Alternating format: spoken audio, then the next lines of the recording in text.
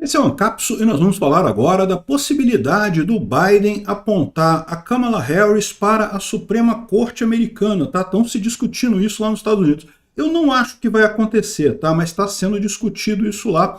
Vamos entender o contexto. Por que a Kamala Harris poderia ir para a Suprema Corte Americana? Que problema isso resolveria? Que problemas isso resolveria? E como que isso poderia ser operacionalizado? E de que forma isso prejudicaria os republicanos, né? Porque, na verdade, com a vitória do Trump, existe uma garantia muito grande de que o Trump vai poder manter a Suprema Corte na direita por mais muito tempo, né? Essa notícia foi sugerida por caminhoneiro marítimo cubano em fuga e várias outras pessoas. Obrigado aí ao pessoal que sugeriu notícias lá no nosso site, no visãolibertaria.com. E obrigado a você que está assistindo o nosso vídeo. Se você gosta do nosso conteúdo, por favor, deixe o seu like e se inscreva aqui no canal, né? Pois bem, olha só, a Suprema Corte Americana ela é diferente da brasileira em alguns aspectos, né? De forma geral, é a mesma história, é a instância máxima da justiça americana, né? O último grau de jurisdição. A diferença é que lá eles atuam dessa forma mesmo, ou seja, eles só pegam casos em situações extremas, não se metem em tudo como faz a Suprema Corte brasileira. Outra diferença que tem lá é que são 9 juízes ao invés dos 11 que a gente tem aqui no Brasil. E uma outra diferença é que lá não tem idade de aposentadoria obrigatória, né? Aqui no Brasil, os juízes são obrigados a se aposentar com 75 anos de idade. Então, isso meio que coloca uma certa previsibilidade na troca de juízes. A gente já sabe que, por exemplo, o próximo presidente da República no Brasil, o Lula, não deve mais trocar nenhum juiz da Suprema Corte, não tem nenhum que vai se aposentar até o final do mandato do Lula, mas o próximo presidente vai indicar 3 ministros do Supremo aqui no Brasil, porque 3 vão chegar à idade limite de 75 anos, né? Então, isso dá alguma previsibilidade aqui no Brasil. Lá nos Estados Unidos não é assim. Lá o juiz da Suprema Corte, ele é juiz até morrer, é vitalício mesmo, né? Ou até renunciar, eles podem renunciar a qualquer momento, né? Tipicamente não renunciam, né? Ficam até uma idade avançada. E aí acontece algumas coisas que, como por exemplo, como ninguém controla a data da morte, aconteceu o caso da Justiça Ginsburg, que é uma justiça, um justice, né, uma ministra da Suprema Corte muito querida dos democratas, né, muito feminista, ligada aos feministas e coisa e tal, mas ela morreu durante o governo Trump, durante o último governo Trump. E o Trump foi lá e substituiu ela pela Amy Coney Barrett, né, que é uma juíza muito conservadora e muito jovem, que vai ficar muito tempo por lá, né? Então, isso deixou os esquerdistas lá desesperados, porque isso deu a maioria de 6-3 para os conservadores na Suprema Corte Americana. Isso está deixando o pessoal apavorado. Só que eles têm mais preocupação que isso. Por quê?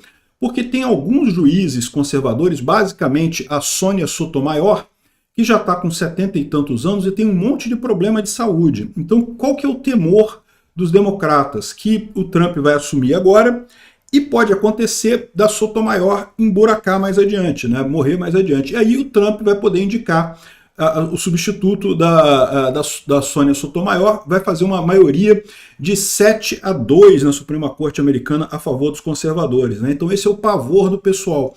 E aí o que eles estão sugerindo? Que a Sonia Sotomayor renuncie.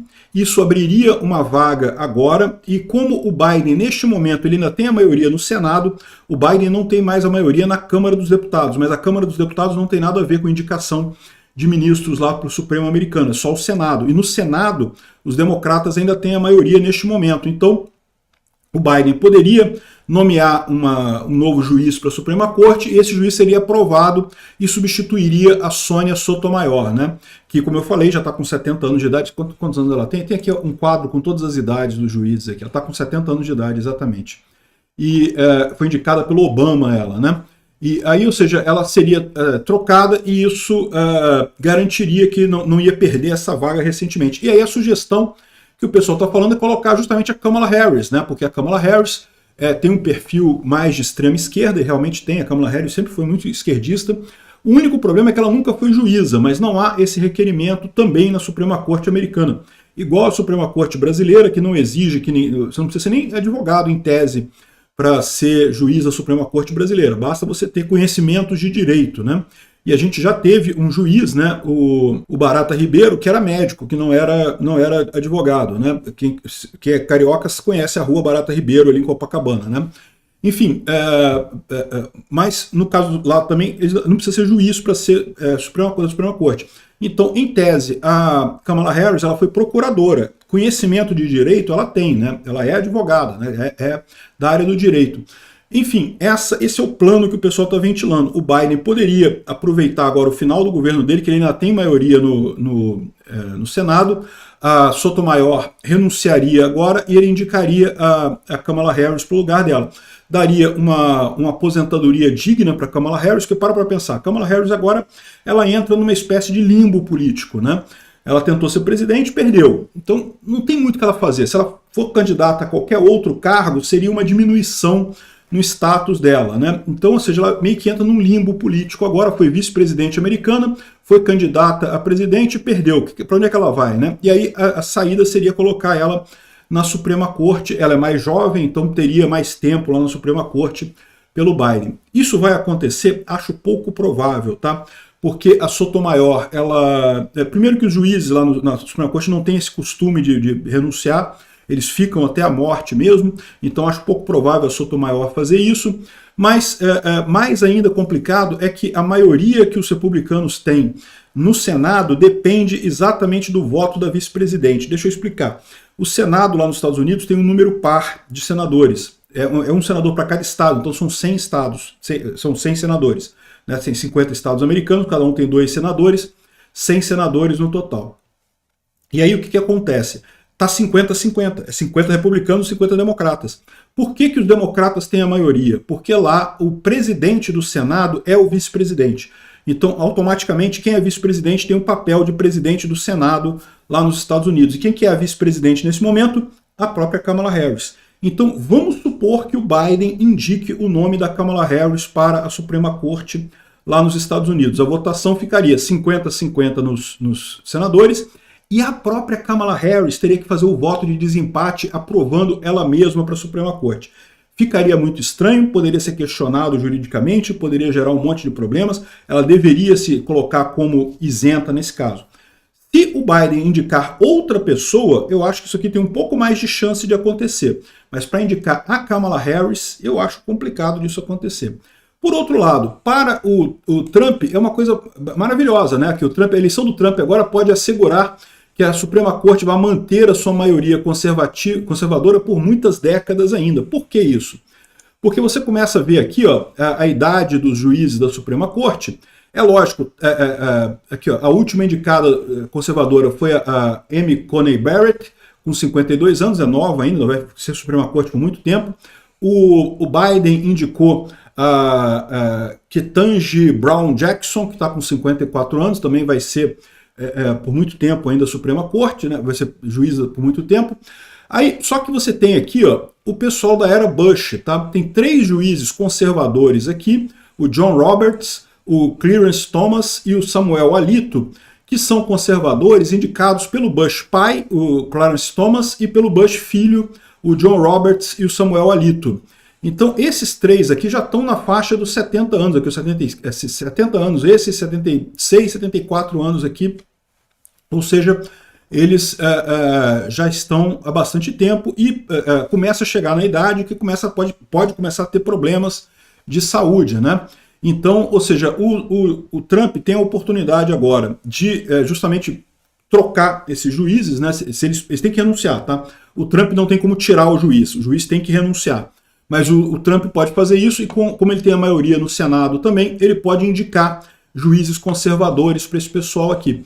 Então entra num período agora que os conservadores podem garantir mais uma dezena de anos aí de Suprema Corte conservadora lá nos Estados Unidos. Realmente a situação para os democratas lá não tá boa não, viu? Repara que tem 3 juízes indicados pelo Trump, e tem 2 do Obama aqui ainda, e tem essa do Biden aqui indicada agora, são os 3 democratas, né? E o resto tudo é o Bush pai, Bush filho e o Trump. Enfim, a situação está positiva lá para o Trump. E trazendo uma coisa importante que eu acho aqui para o Brasil, tá? Muita gente está criticando, muita gente da esquerda, quer manter superpoderes na Suprema Corte brasileira, né? O pessoal da direita está lutando para limitar os poderes da Suprema Corte brasileira, enquanto o pessoal da esquerda está lutando para manter os poderes da Suprema Corte brasileira.